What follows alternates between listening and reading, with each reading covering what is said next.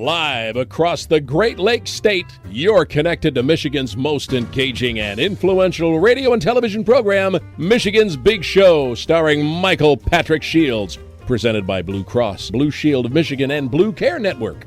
I'm producer and creative director Tony Cuthbert. Now in the shadow of the Capitol Dome in Lansing, he's heard from the beaches of Lake Michigan to the halls of power and behind closed doors. Here's Michigan's Michael Patrick Shields.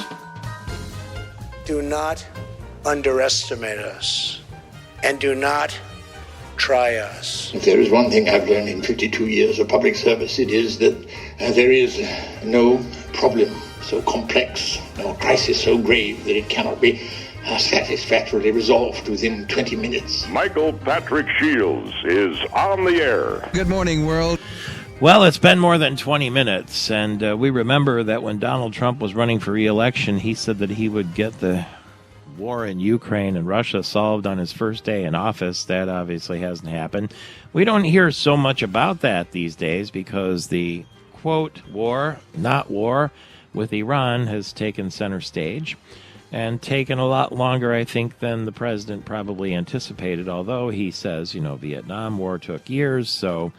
I've debilitated Iran, I've sunk their navy, they can't have a nuclear weapon, but the Strait of Hormuz is the point of contention, and not to mention Israel's position on what to do now that there seems to be, I don't know if it's oversimplifying it to call it a stalemate, but that's why we welcome to the airways Dr. Majid Sadeghpour, who is an Iran expert and political director of the Organization of Iranian American Communities. The Iranian American Communities is in Washington, D.C., nonprofit, 40 chapters across the United States. Salam and welcome to the airwaves.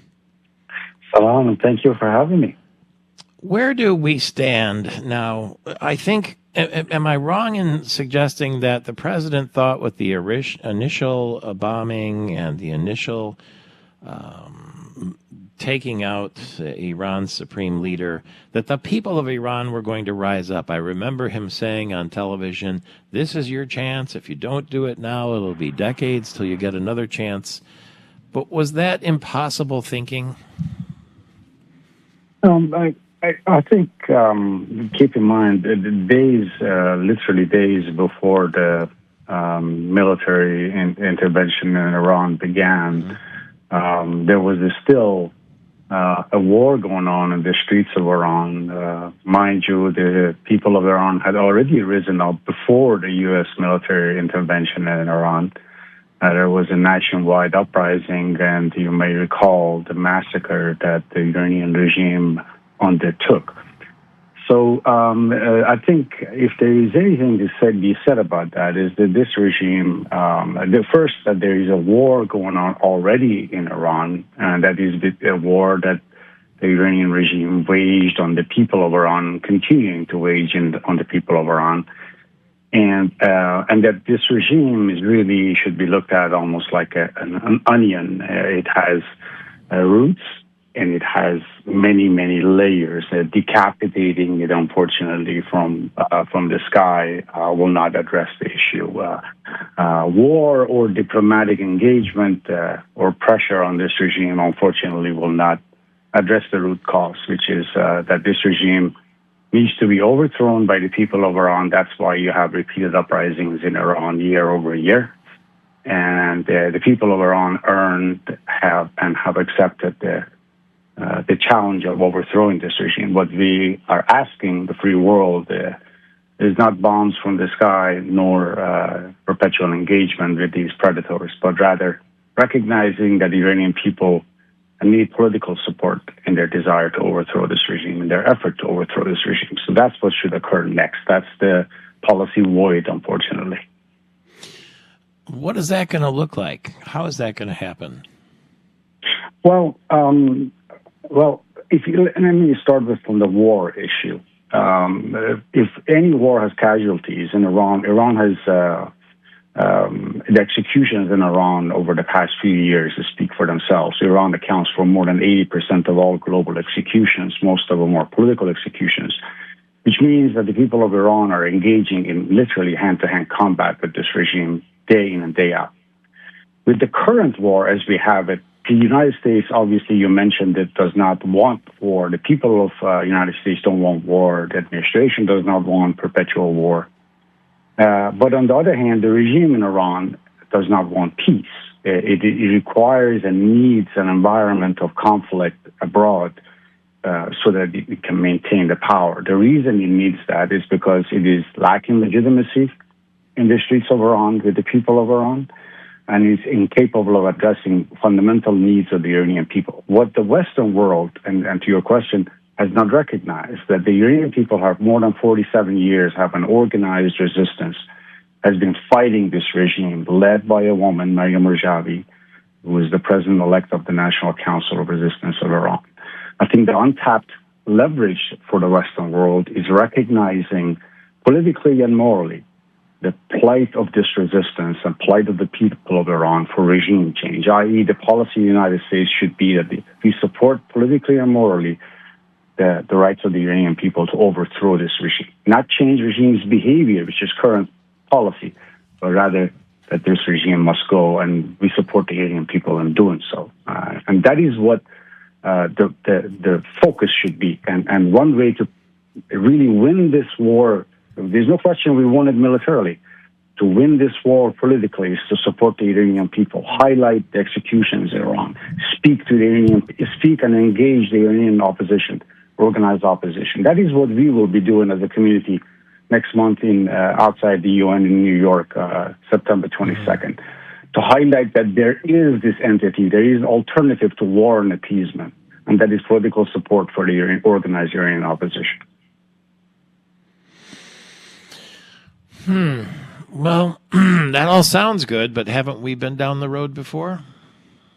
No, we have not. We have, in fact, done everything we can to avoid that option, it seems. We have certainly engaged with the regime, made the JCPOA agreement. We have torn that up. We have even given them the memorandum on understanding that pretty much afforded this regime a lot of pathways to peace, but it has rejected all of them. On the other hand, we have gone and bombed this country that's twice the size of Texas, thinking that peeling off the top layer of an onion will make this whole thing rot. But unfortunately, this regime is rooted in a very, very misogynistic, powerful, and violent entity run by the Revolutionary Guards. The only people who know where these people are, how they work, are the people of Iran and the organized resistance.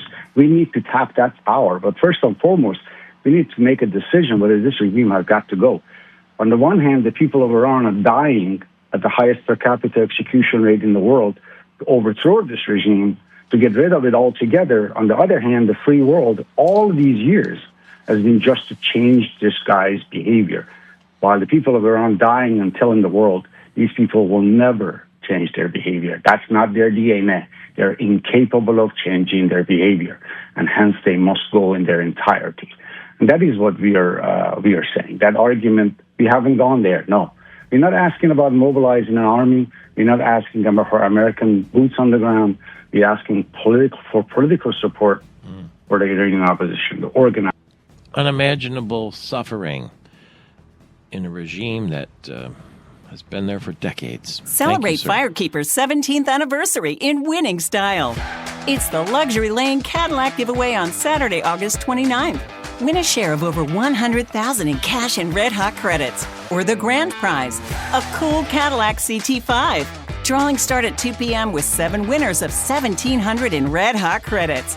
At 4 p.m., 3 winners get $7,000 in red hot credits. Then at 6 p.m., 3 more winners each get $7,000 cash. And at 8 p.m., 1 winner gets $17,000 cash. At 10 p.m., it's the grand prize drawing for a 2026 Cadillac CT5 Sport.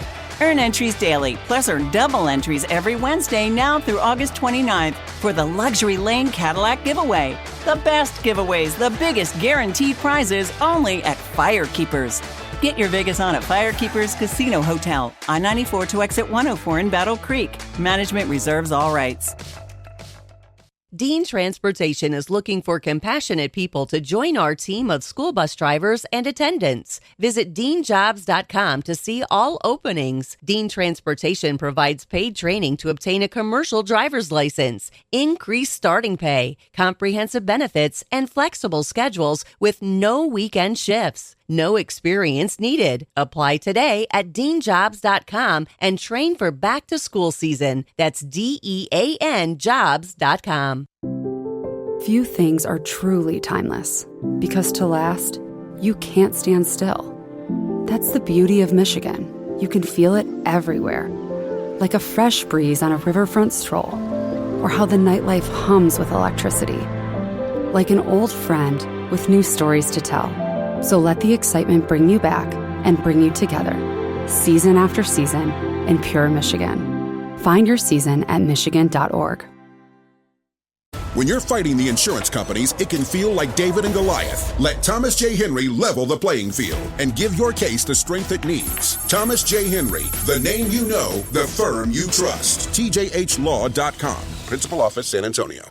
A snarl in the woods. Ancient forest spirits nip at his heels. He can outrun a force of nature on foot. He needs an instant power machine built for the wild. The only escape is in the Toyota BZ Woodland. Off-road handling, all-electric power. Leave evil in the dust. John Cho stars in Camping.